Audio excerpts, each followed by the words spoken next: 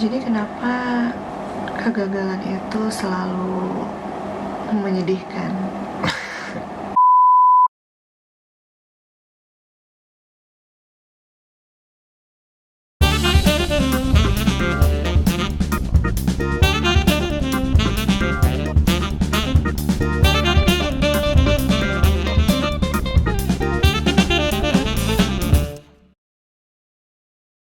Kalau menurut aku sih,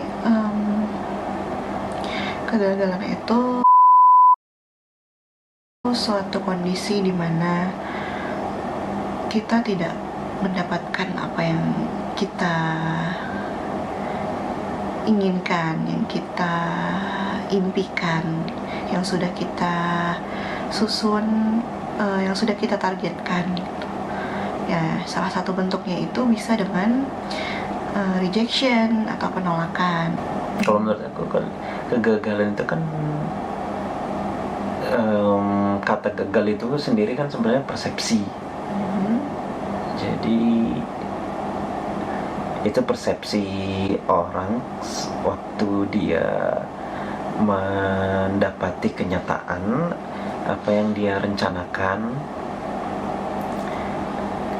dan dia laksanakan rencana itu dengan usaha-usaha, meluangkan tenaga, waktu, usaha, ternyata dia dapati di akhir tidak tercapai rencananya. Ya. Biasanya orang berencana kan dia pikir baik kan, apa yang sesuatu yang baik buat dia. Nah kalau misalnya seseorang yang udah keluar usaha banyak, tenaga, waktu, begitu didapati tidak tercapai kan pasti sedih lah, ya kan? Kecewa. Ya. Nah itulah menurut aku gagal persepsi di saat itu. Tapi itu wajar kan, Ya maksudnya? wajar lah, karena kan kalau kita udah capek, udah usaha, Iya. ternyata kita dapati gak tercapai rencananya gitu. Bagi aku, rejection is a protection from God. Jadi awalnya kita pasti mikir di titik itu, ketika kita menerima penolakan, kita belum bisa paham sebenarnya ada hikmah di balik penolakan di titik itu. Rejection is protection itu bisa jadi dengan kita gagal di saat itu,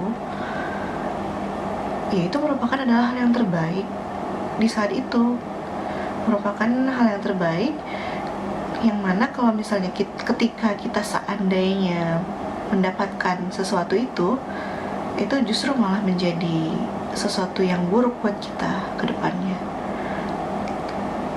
Dari mana kita tahu itu buruk? Ya itu tadi, seiring berjalannya waktu kita kayak menemukan piece by piece alasan, oh ini ya kenapa kita gagal dulu, itu kayak oh ini ya hikmahnya gitu. Jadi nggak langsung yang instan begitu kita gagal kita tahu langsung dapat tuh, langsung ketemu alasannya, hikmahnya gitu di saat itu. Kita pasti kayak denial dulu, sedih dulu, melewati fase-fase itu dulu gitu. Nah yang bikin beda itu adalah cara setiap orang menyikapi kegagalan gitu. Kalau kayak aku kan contohnya tuh orang yang suka berlarut-larut gitu, kayak begitu dihantam sama satu kegagalan itu kayak susah move on gitu. Kayak satu hari pertama, 2 hari pertama itu pasti sedih, nangis. Terus seminggu itu langsung yang kehidupan itu rasanya kayak gloomy, nggak ada motivasi gitu. Ya itulah kayak contohnya kamu kan. Aku selalu amazed sama how you deal with a failureness gitu, how you deal with rejection. Kayak kok bisa sih kayak langsung move on gitu, kayak oh ya udah biasa gitu, nanti coba lagi. itu emang harus perlu banyak mengalami kegagalan baru bisa timbul mental seperti itu, apa ya namanya, resilient ya. Bisa resilient kayak gitu atau emang udah karakter?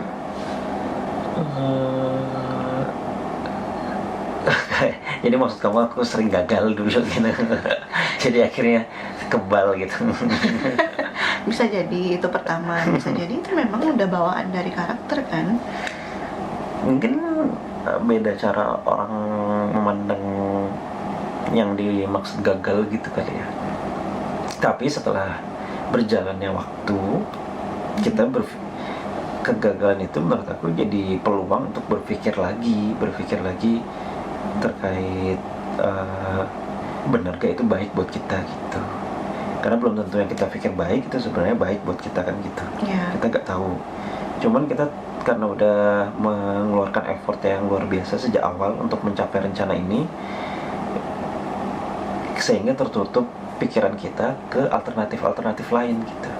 Sampai akhirnya ada kegagalan ini, baru terbuka kemungkinan lain, atau berpikir ulang benar gak tujuan yang sebelumnya,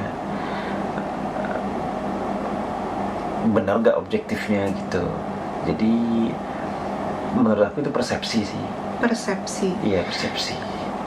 Iya, tapi kenapa ya bisa, ya mungkin wajar semua merasa sedih, menyakitkan dan pahit di awal. Cuma itu yang membuat beda itu orang yang bisa langsung nangkep persepsi itu sama orang yang telat gitu. Sampai harus berlarut-larut dulu gitu, sampai pada satu titik yang bisa bikin motivasi lagi tuh ya it takes time gitu. Kayak harus sharing dulu sama orang, harus menenangkan diri sendiri dulu, sampai akhirnya menemukan motivasi lagi gitu. Motivasinya itu apa? Ya kembali lagi ke tujuan pertama kita tuh, ngapain sih kita ngelakuin ini gitu. Begitu kita tahu tujuan kita, sadar lagi akan tujuan kita, ya disitulah titik untuk bisa menerima dan akhirnya mencoba lagi gitu. Aku ngerasanya rejection is protection yang kita belum sadari.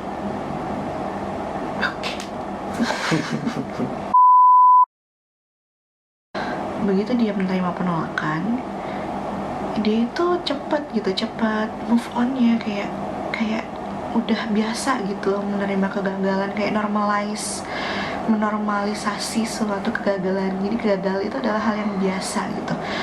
Nah, orang-orang kayak gitu tuh menurut aku sih, nggak tahu ya, itu perlu latihan nggak sih kayak gitu tuh, atau memang dari karakter. Ya orang-orang kayak gitu sih aku kagum, kayak ya udah, gagal itu biasa gitu, coba lagi gitu. Kalau kamu nggak biasa? Nah, aku tuh bukan tipe orang yang kayak gitu kayak. Berarti kamu seringnya berhasil? Bukan, ya beda antara orang yang sering berhasil sama orang yang jarang mencoba opportunity gitu. Kalau menurut aku sih, aku orang yang jarang untuk bisa keluar dari zona nyaman sih. Jadi kan orang-orang yang menerima kegagalan kan pasti itu seseorang yang hidupnya itu selalu ingin mencoba hal baru gak sih? Kayak kalau cuma udah di dalam zona nyaman kan jarang kita menemukan suatu kegagalan kan biasanya. Kayak udah nyaman sama kehidupan, gak mau nyoba hal lain gitu. Jadi begitu dihadapi sama sesuatu yang baru dan gak sesuai dengan ekspektasi, nah biasanya di situ orang-orang yang jarang untuk mau keluar dari zona nyaman biasanya sulit menerima kegagalan. Itu sih ngaruhnya. Lebih lihatnya dari perspektif belajar sih. Jadi kayak prosesnya ini pun juga itu udah mencapai sesuatu gitu. Melakukan proses ini udah mencapai sesuatu karena ada proses belajar di situ, dan ketika gak tercapai di end resultnya, hasil akhirnya, aku ngerasa gak sia-sia gitu. Jadi tetap ada sesuatu yang aku dapat sebenarnya dari proses itu gitu, dan itu udah udah kebayang sejak awal, jadi udah punya pikiran bisa jadi end resultnya nggak sesuai sama yang di awal gitu. Mungkin gabung apa balancing antara optimisme sama humility kayaknya. Jadi kayak nggak mau terlalu overconfidence, tapi Prepare for the worst. ya tapi butuh kan confidence itu kan, butuh optimisme, bisa nih, bisa, dan cukup realistis bisa. Tapi kalau misalnya nggak tercapai, ya nggak apa-apa, karena selama prosesnya pun juga udah dapat banyak gitu, udah banyak belajar, dan itu bisa jadi dimanfaatkan untuk Memikir ulang tujuan. mikir ulang tujuan. Dan kalau misalnya tujuannya tetap sama atau mungkin ada yang dimodifikasi, apa yang kita pelajari kemarin tetap bisa kepakai gitu kan. Jadi kan kita selalu belajar dari pengalaman sebelumnya gitu. Jadi aku gak pernah ngerasa sia-sia sih begitu mendapatkan suatu announcement misalnya. Ya walaupun ya kecewa pasti di awal karena udah keluar usaha, tenaga, waktu kan, dan berpikir wah harus usaha lagi berikutnya. Tapi di sisi lain berpikir pengalaman dan apa yang udah dipelajari selama proses itu, ya itu membuat lebih kuat aja sih. Jadi yakin ini gak sia-sia, sebenarnya gak sia-sia gitu. Berarti rejection menurut versi kamu bisa dibilang rejection is redirection, bisa kayak gitu nggak? Bisa, karena kan artinya kita dikasih kesempatan untuk berpikir ulang kan. Dan ya penting sih punya pemahaman itu, apa yang kita pikirkan baik belum tentu baik sebenarnya gitu. Dan kita nggak tahu yang terbaik buat kita itu apa gitu, cuma bisa berusaha sebaik mungkin kan. Ya kadang itu kayak perlu, kadang kita nemuin jawaban itu, jawaban kenapa kita gagal di titik itu bisa kayak setahun kemudian, 2 tahun kemudian, bahkan bertahun-tahun kemudian. Terasa bersyukur kayak, oh alhamdulillah ya dulu tuh gagal gitu. Jadi ini maksudnya gitu. Jadi kayak bisa, contohnya ya kayak ya inilah ya, dalam proses mencari beasiswa, daftar sekolah, itu kan gak mulus-mulus aja, itu pasti banyak halangannya, rintangannya. Contohnya aja personal experience dari kita gagal di saat seleksi beasiswa LPDP, gagal pertama, gagal kedua, dan gagal ketiga. Nah itu punya ceritanya masing-masing gitu, yang di awal tuh terasa sangat mengecewakan, tapi ya itu balik lagi di situ. Kegagalan itu kayak ngasih kita ruang waktu buat berpikir, buat lebih memperbaiki diri lagi, memperbaiki tujuan lagi gitu. Valid gak sih orang-orang yang cepat move on itu adalah orang-orang yang ketika gagal dengan plan A, dia bisa langsung switch ke backup plannya dia. Berarti sebenarnya penting dong punya backup plan. Ya mungkin tergantung tujuannya kali ya. Karena aku kalau dipikir-pikir juga, karena ada yang bilang kan kalau misalnya kita nyiapin plan B, jangan-jangan kita gak terlalu yakin bahwa kita bisa mencapai itu gitu. Jadi kayak gak sungguh-sungguh untuk mencapai tujuan kita gitu. Tapi di sisi lain, kalau kayak misalnya seleksi beasiswa, menurut aku penting sih.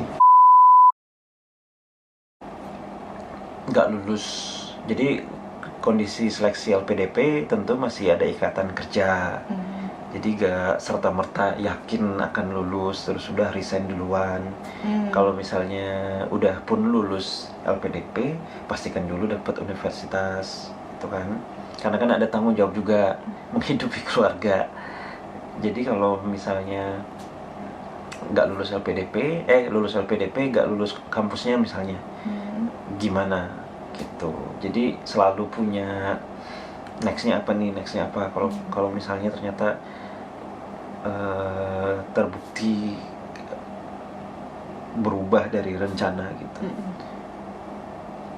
Ya penting sih menurutku. Mungkin salah satu faktor aku yang dulu kayak ketika mengalami gagal dalam beberapa kali tahapan seleksi beasiswa LPDP itu, mungkin karena aku nggak punya fokus lain selain untuk mengejar itu gitu. Ketika punya tujuan ingin mendapatkan beasiswa LPDP, aku kan dalam kondisi yang tidak bekerja, statusnya sebagai ibu rumah tangga, jadi kayak begitu gagal itu aku nggak tahu lagi ya, kayak aku kehilangan tujuan gitu. Distraksi. Jadi aku nggak punya distraksi lain karena aku juga nggak bekerja. Fokus aku tuh dulu tuh cuman mau dapetin beasiswa gitu, mau sekolah gitu. Dan ketika gagal tuh kayak langsung kayak what should I do gitu. Jadi lama banget gitu kayak berlarut-larutnya. Terus akhirnya move on-nya karena apa? Move on-nya ya balik lagi sama tujuan di awal. Bahkan aku nggak cuma untuk apply LPDP setelah itu. Jadi tujuannya kan emang pengen sekolah lagi dengan beasiswa. Nah aku masih menganggap tuh beasiswa tuh nggak cuma dari LPDP. Nah aku daftar beasiswa lain kayak Chevening, Fulbright gitu. Ya walaupun gagal juga. Tapi part of apa ya, kegagalan itu yang membuat resiliensi itu terjadi gitu. Jadi kayak apa ya, memperbaiki strategi sih jadinya. Kayak bener yang kayak kamu bilang tadi, ketika gagal pertama, gagal kedua, gagal ketiga itu udah yang nganggap itu sebagai bonus gitu, bonus experience aja, bonus pengalaman. Jadinya kan kita bisa melengkapi apa yang kurang-kurang dari sebelumnya gitu. Jadi sebenarnya intinya gak ada yang sia-sia sih, gak ada yang sia-sia sebenarnya. Cuman telat aja mikirnya. Waktu memperbaiki tujuan itu termasuk ini gak kepikiran berhenti apply beasiswa sejauh itu? Sempat kayak hopeless juga. Ya masih emosional, di dalam fase emosional itu sempat pengen gak mau lagi. Cuma pada akhirnya kembali lagi karena ada jeda-jeda waktu itu membuat tujuan itu jadi berubah. Misalnya kayak yang tadinya mau ke kampus ini, jurusan ini, setelah tidak tercapai bisa membuka peluang yang baru gitu. Jadi akhirnya aku kayak bisa mengganti kampus yang lain, mencoba kampus yang lain dengan cara yang lain, jalur yang lain gitu. Kayak dulu misalnya daftar LPDP dengan jalur reguler yang ada tes SBK-nya, yang harus tes ala-ala CPNS. Akhirnya kan membuka peluang lagi kan, begitu gagal ke tahap selanjutnya, mengulang lagi dari awal, ganti jalur yang sekiranya change untuk keterimanya itu lebih besar. Nah, ganti jalur dari reguler menjadi jalur perguruan tinggi utama dunia. Nah, cuman ya itu tadi, effortnya lebih, ada effort ekstra lagi dari yang sebelumnya gitu. Akhirnya ya begitu. Jadi intinya tetap apa ya, tetap memegang teguh tujuan kamu apa. Jangan pernah langsung down. Begitu satu pintu tertutup, itu sebenarnya banyak pintu lain yang terbuka. Anggap aja rejection adalah salah satu cara Tuhan untuk ingin melindungi kamu, atau salah satu cara Tuhan untuk bisa memberikan kamu kesempatan memikir ulang ke arah mana yang lebih baik. Semangat and good luck. Jadi setahunan itu aku benar-benar fokus ke kampus lagi, nyari acceptance letter lagi, LOE lagi. Yang PTUD. Iya, yang PTUD gitu. Aku kuliah duluan dan pandemi aku online dulu mulai, habis itu ke US. Pas udah bisa ke US, kamu bisa ke US dulu, kita udah dapet tempat tinggal, Kita udah settle udah ya. settle. Karena kita udah settle itu, kamu jadi bisa jawab Jawab pertanyaan. pertanyaan. Ya, kalau menurut aku sih yang paling crucial itu benar-benar harus tahu sih tujuannya apa. Karena udah jelas, sejelas-jelasnya, karena udah hidup di sana duluan, jadi bisa jawab. Kita mau melakukan ini apa? Karena LPDP itu semakin kesini semakin benar-benar menelisik. Sebenarnya itu pertanyaan buat laki-laki sama perempuan sih, karena aku ditanya juga kan. Bisa berhasil untuk meyakinkan interviewer ini adalah sesuatu yang bisa kamu hadapi nanti. Tapi nggak seberat tingkat intensitas pertanyaan itu nggak seberat perempuan sih menurut aku ya.